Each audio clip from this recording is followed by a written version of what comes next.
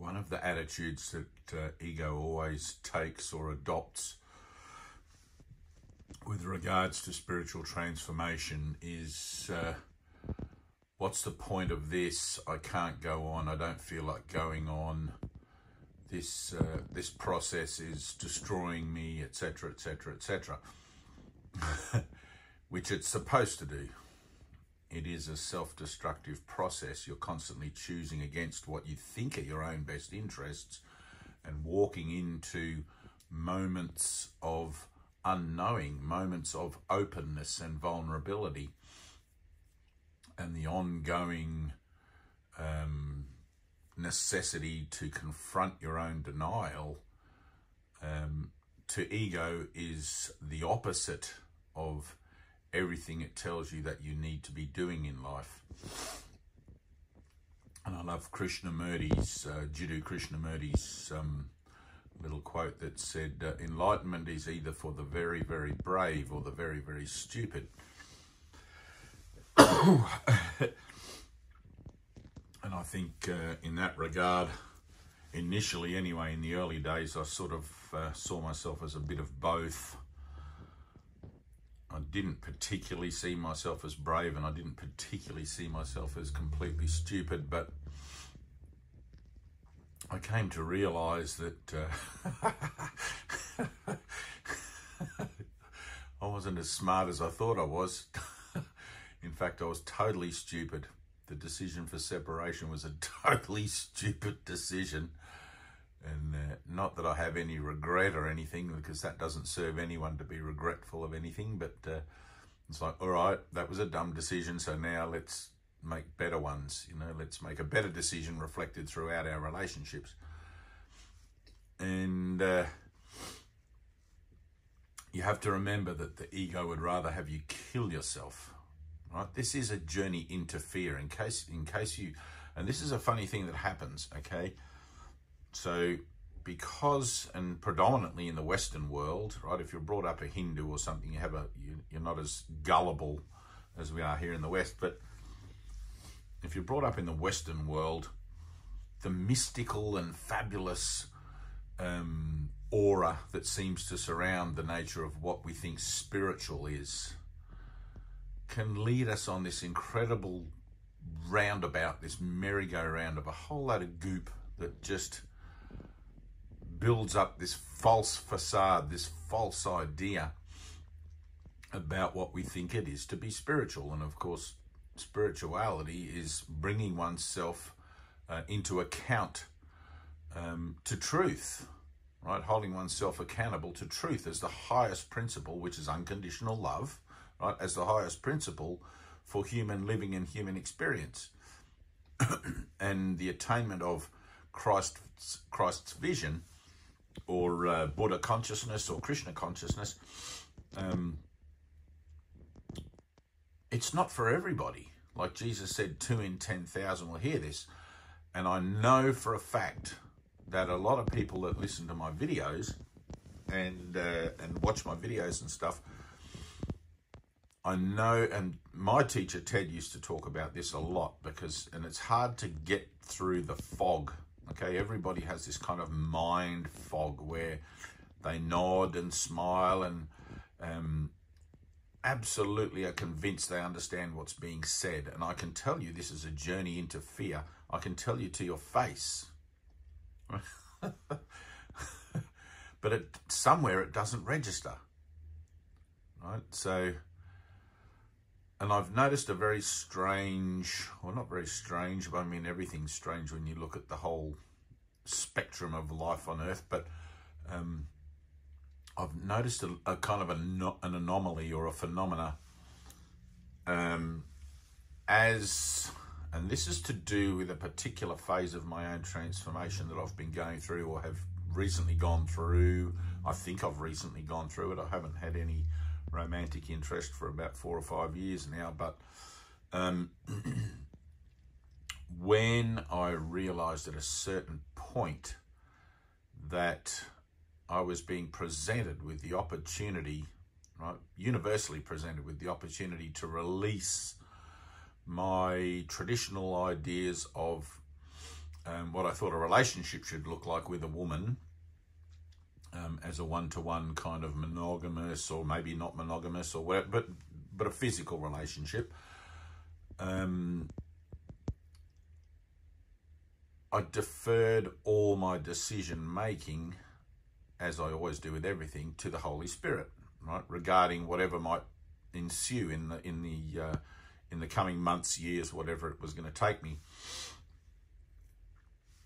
And something I noticed that was very strange was that I could meet, let's say, a person in the physical form and the avatar of somebody, a woman in the street, and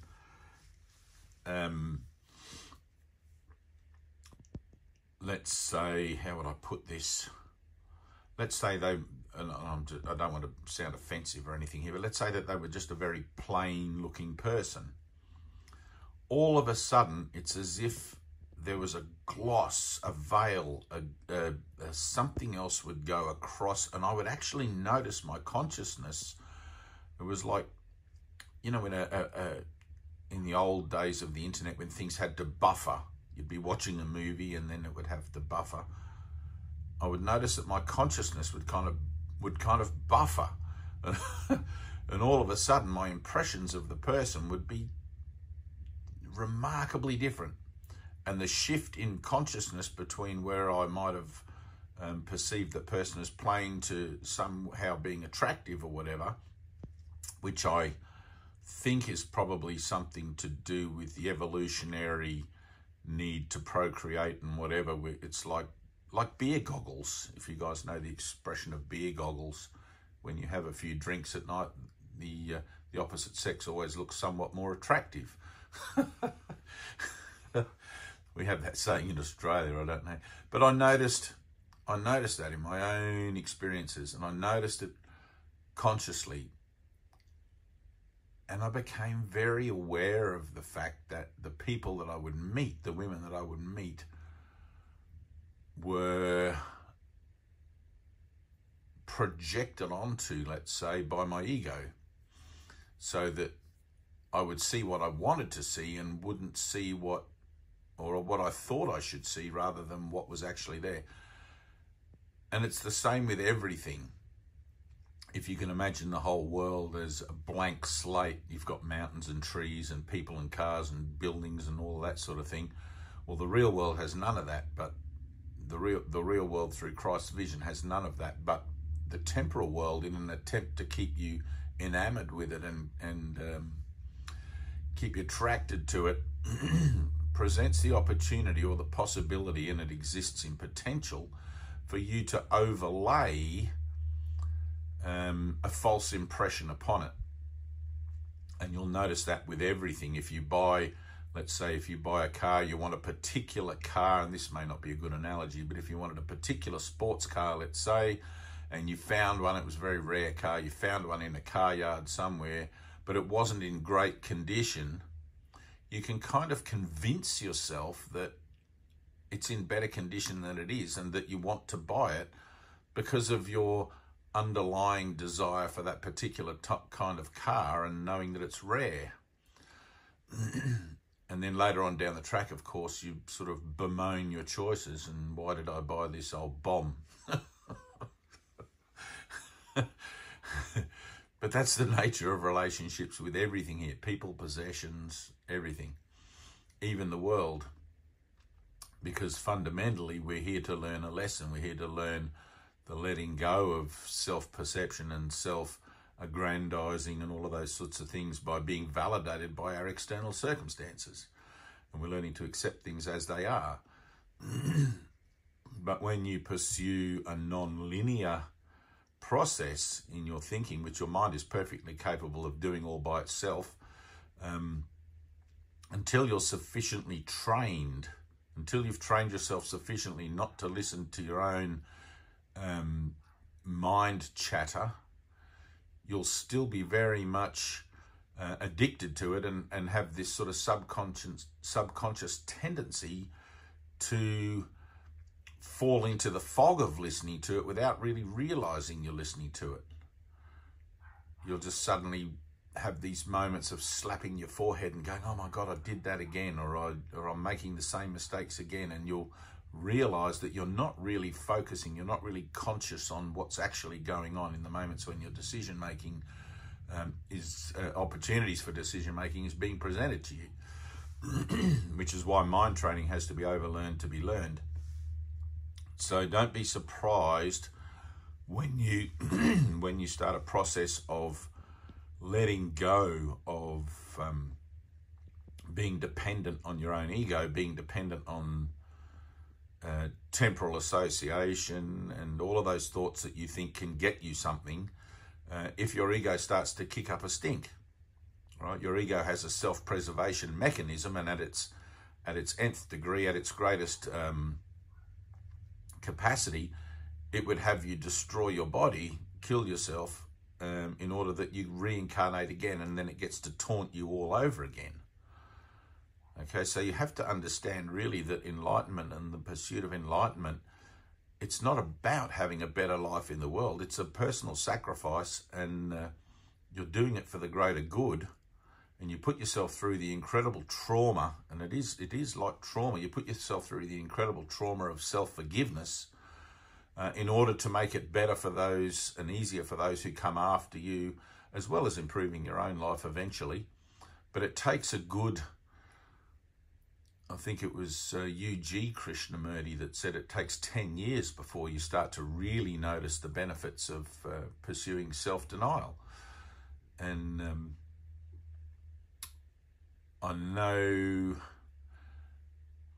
when I was in Byron Bay all those years ago, I asked of the Spirit how long I would have to be there, and I was shown a graph, like what would you call it, a vision of a graph in the air, and it was like a bar graph, and there was a 3-year period where I would learn the concepts, and then there was about a 4 or 5 year period of applying the principles that the concepts embodied.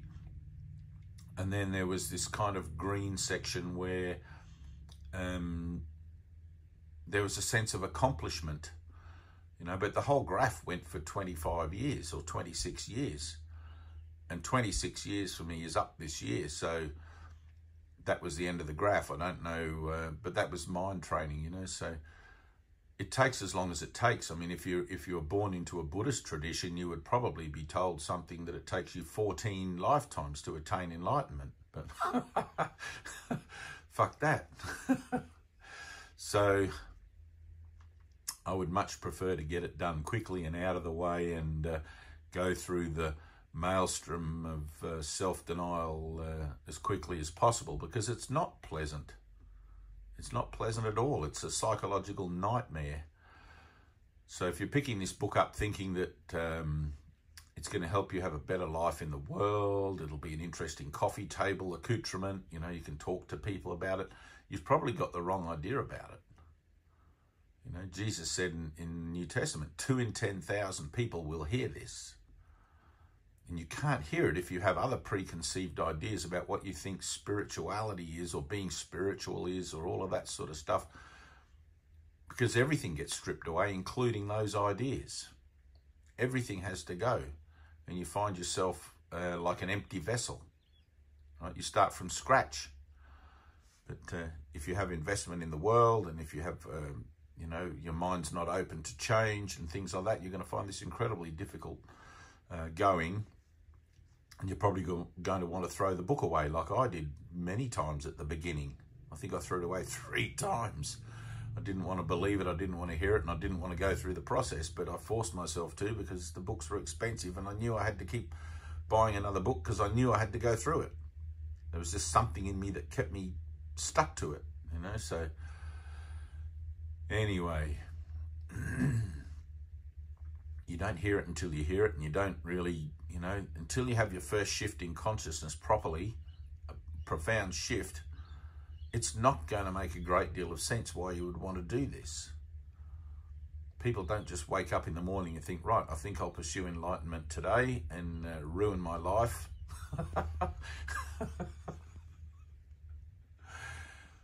But you have to understand on the other side of the coin what it is that you're doing, and how beneficial it is to others. So you got to think of the whole, think selflessly rather than selfishly. If you're only thinking of your own interests in this regard, then you definitely got the wrong coffee table book. Anyway, I always think to myself, if I can help one person, that's enough. You know, it's incredible that anybody would want to pursue enlightenment. Very, very brave, or very, very stupid. So, all right, well, that's it. I hope that clears that up. It's a common question I get asked. It's a common perspective that people quiz me on. So that's quite an intensive expose of it, I think. If anything else comes to mind, I'll put it in the next video. But for now, like, try to get a sense of when you're thinking that you're understanding something, right? And you could, you know, in Socratean terms, you could call it critical thinking, right? When you think you're thinking something and you just want to accept it at face value rather than questioning yourself, rather than stepping back and questioning, am I hearing what's being said? Is this the right decision I should be making? You know, you got to remember, ego will always speak first because it's full of arrogance and ignorance and all of that stuff, and it's blusterous and likes to be in charge and control and all of those sorts of things that as human beings we enjoy, because it gives us a sense of feeling at home in a place where we don't really belong. And spirit always waits and is patient, and it waits for you to call upon it and make that second choice. So you step back within yourself and ask, is this the right decision I'm making? Is there another way to see this? Am I hearing what's actually being said, or am I just hearing what I want to hear? You know? All right. That's it. I love you guys, and thank you for all the comments and the support, and especially thank you for the money. Tina and I are getting very excited. We're getting closer to our $3,000 goal and producing those next lot of little booklets. So thank you, thank you, thank you. And I'll see you in the next one. Peace.